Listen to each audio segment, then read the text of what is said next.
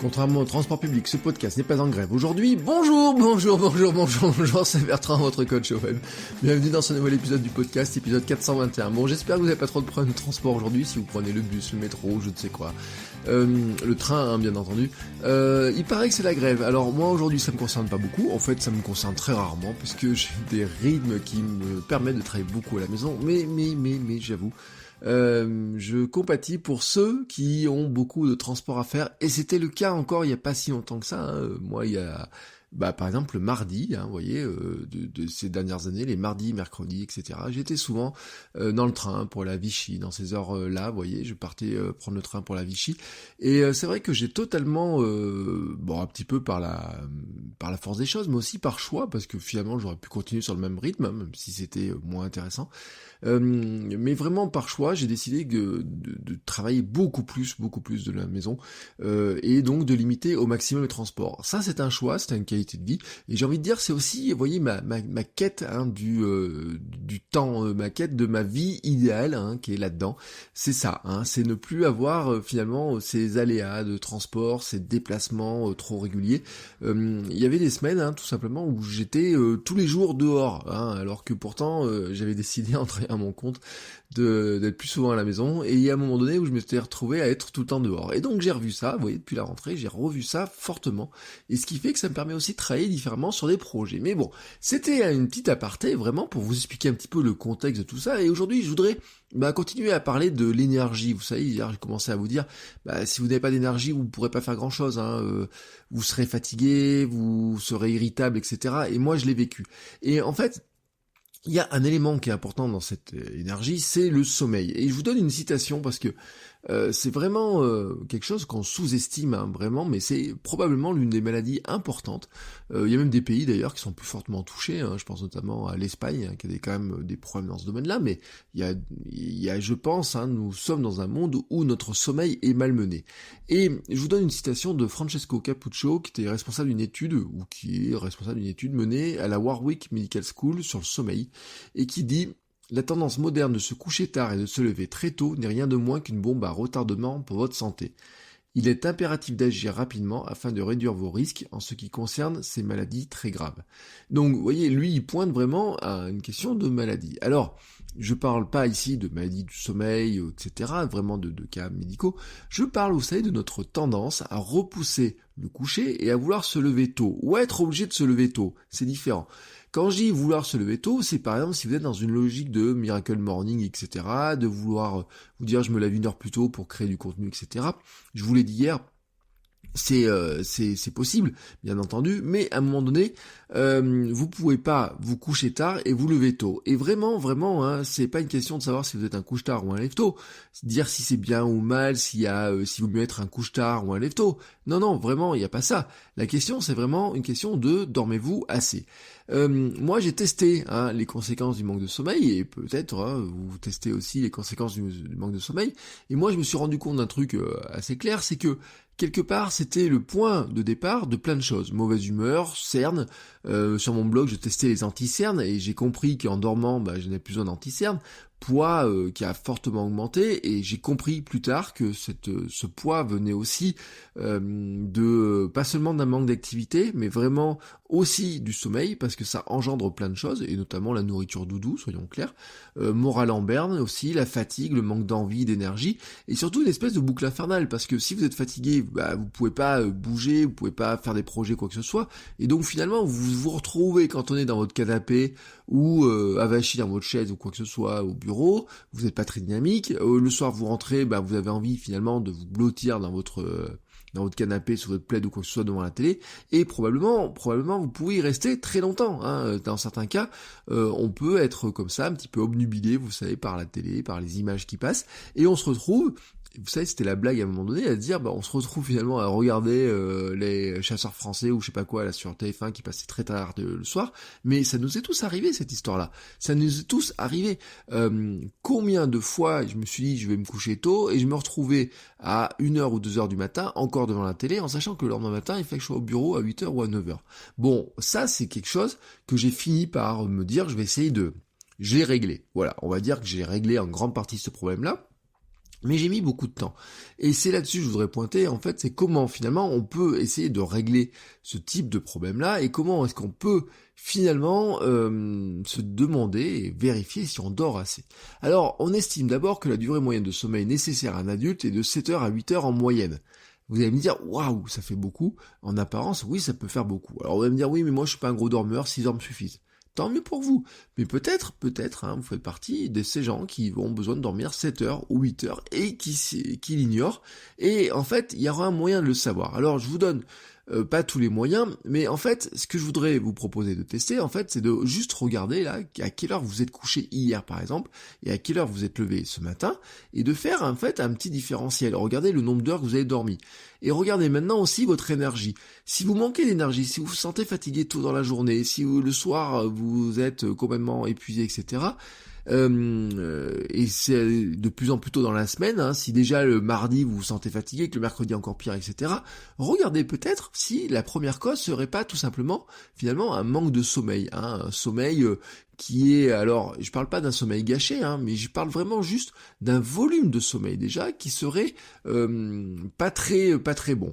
C'est un défi important parce qu'en fait, si nous manquons de cette énergie, hein, nous sommes vraiment, je vous l'ai dit, HS totalement pour travailler, pour créer, pour faire du sport, profiter de notre temps libre et même soyons clairs de nos week-ends, parce que si nous arrivons le vendredi soir complètement HS, qu'est-ce qu'on va faire le week-end? On va avoir tendance à vouloir dormir plus, faire la grasse matinée, etc., ou faire des grosses siestes et autres, et les journées vont passer encore plus vite. Et on a l'impression que le week-end passe de plus en plus vite, alors que quelque part, il est gâché, j'ai envie de dire, il est gâché des fois par le repos nécessaire après une semaine qui fut finalement épuisante par elle-même. Alors, qu'est-ce qu'on doit faire là-dedans? Eh ben, j'ai envie de vous dire, si vous êtes parent, il y a quelque chose que vous faites, c'est que, et j'en suis vraiment certain, c'est que vous veillez au sommeil de vos enfants.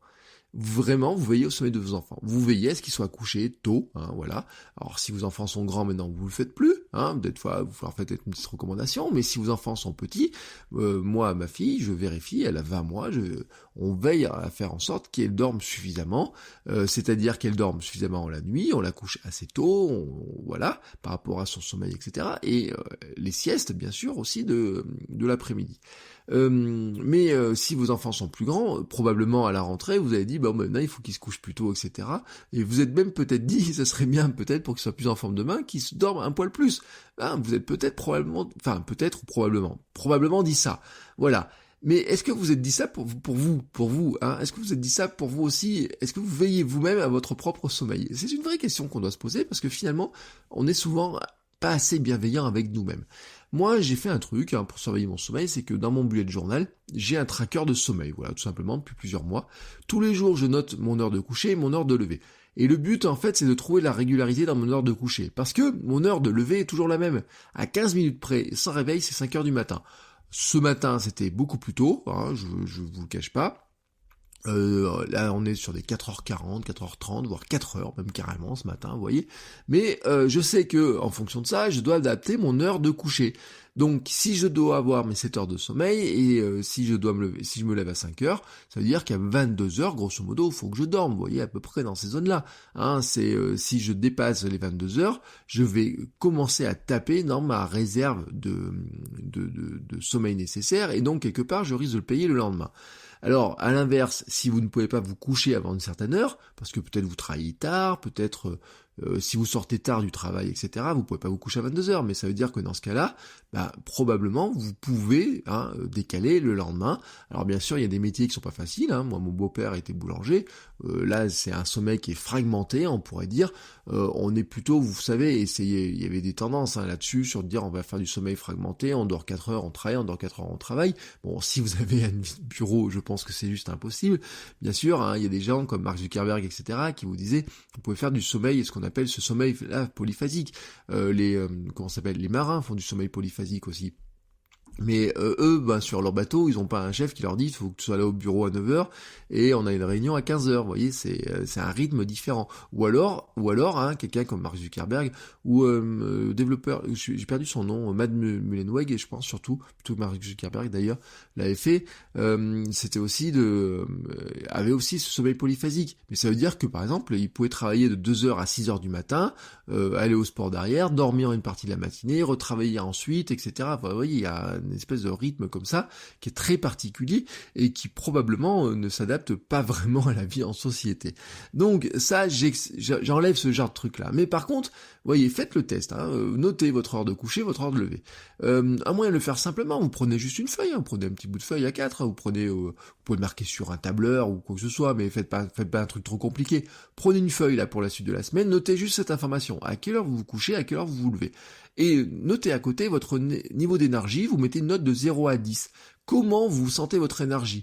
Alors, ce qui est bien, c'est que vous pouvez la noter le matin, votre énergie du matin, et vous pourriez noter votre énergie du soir.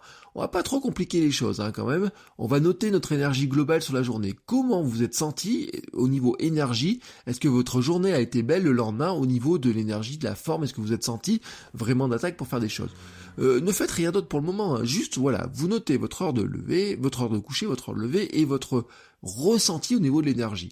Vous continuez comme ça toute cette semaine là, comme ça, tranquillement. Et puis la semaine prochaine, vous faites la même chose, mais juste en modifiant un truc, c'est en essayant d'ajouter juste une heure de sommeil pour voir, d'augmenter votre petit quota de sommeil, de voir, par exemple, qu'est-ce qui se passerait si vous vous couchez juste une heure plus tôt, voilà, juste pour voir, juste tester. Faites cet essai comme ça, juste, et comparez votre niveau d'énergie, comparez votre note d'énergie jour par jour.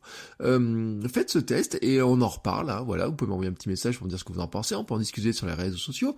Moi, je vais vous mettre un petit modèle sur le blog à télécharger en PDF qui ressemble finalement à ce que je fais en bullet journal, je vais pas vous faire une photo de ma page de bullet journal, je vais vous mettre un petit document en PDF, je vais faire ça là maintenant, et je vais vous mettre ça en téléchargement, vous le trouverez sur l'épisode qui va, sur les notes de l'épisode qui vont avec le blog, donc vous ferez votrecoachweb.com/421 dans votre navigateur, vous tomberez là-dessus, je vous mets le lien dans les notes de l'épisode aussi, et vous aurez le petit PDF à télécharger. Pourquoi je vous raconte ça? Parce que je vous rappelle quand même que, je vous le redis, le sommeil est le premier pilier de votre énergie, de votre forme et de votre santé, et je le redis, on le néglige et il est capital, et c'est d'ailleurs pour ça que j'en ai fait en fait le tout premier point de ma méthode SAM. Alors méthode SAM, je vous en avais parlé il y a très longtemps, j'ai fait un épisode sur la méthode SAM, que je résume par santé, alimentation, mouvement, qui sont pour moi les 3 grands piliers de notre énergie, et c'est vraiment ce que j'ai compris, mais trop tardivement pour moi, voilà, mais que maintenant j'ai compris et que j'applique, ce qui m'a permis de retrouver la forme et de décupler mon énergie. C'est ce qui me permet d'être en forme le matin quand je me lève à 5 heures sans réveil, et ce qui me permet de garder mon énergie jusqu'au soir. Par exemple, l'entraînement de running, j'y vais à 18h30 à 20h, je vais courir de 18h30 à 20h, et le but du jeu c'est d'être en forme, vous voyez, pour profiter de ma fille quand on la couche autour de 20h et quelques, d'être en forme jusqu'à ce moment-là, d'être pas bougon à partir de 14 ou 15h ou 16h et de faire la gueule quand on va la récupérer à la crèche parce que j'ai envie de dormir, parce que je me sens fatigué ou quoi que ce soit. Vous voyez, vraiment ça. Bon, ça je l'ai réuni. Alors j'en avais parlé dans un vieil épisode, mais ça je l'ai réuni dans une petite formation qui est vraiment une micro-formation, attention. Ça va pas vous prendre 2 heures. En fait, elle dure tout simplement 2 heures. Je vous explique les 3 piliers incontournables pour traverser les journées avec énergie, équilibrer votre corps et votre mental. Je vous ai mis ça sur le site votrecoachweb.com/sam, et je vous le dis, allez voir parce que vraiment, elle est à un tarif qui est vraiment cadeau. Voilà, vous verrez le prix dessus, vous serez probablement étonné. C'est vraiment un tarif cadeau parce que je pense, en fait, ça fait partie vraiment des piliers qu'on doit soigner. Et donc, je vais pas la réserver juste à quelques-uns. J'ai décidé de vous la donner ou presque donner à tous, sachant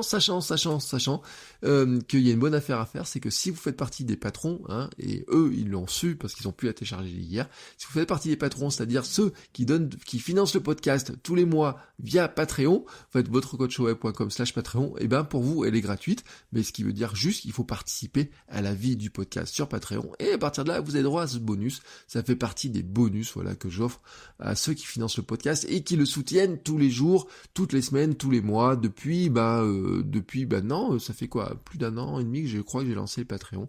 Donc il y a plus d'une 30aine de personnes qui participent comme ça à la vie du podcast et qui permettent au podcast, qui me permettent moi de payer par exemple l'hébergement du podcast, qui permettent de payer le nom de domaine, de payer des petits trucs autour du matériel. Par exemple le micro dans lequel j'enregistre, a été largement payé, financé par ceux qui financent le podcast, et la suite sera aussi financée par ce type de petite formation que je vous propose, mais vraiment, je la fais à un tarif qui est vraiment extrêmement cadeau, je vous le dis carrément, je vous laisse voir le prix, vous allez sur le site votrecoachweb.com/sam, tout simplement, vous allez voir une page qui vous explique tout ça, et avec un petit bouton à la fin, vous appuyez dessus, et on se retrouve pour que je vous explique tout ça, ces 3 grands piliers qui permettent d'avoir une énergie, j'ai appelé ça énergie limitée, ou décupler votre énergie, vous voyez le truc, mais vous avez compris le principe. Et moi je vous dis à demain, soignez votre énergie, et on se retrouve demain pour un nouvel épisode. Ciao ciao les créateurs.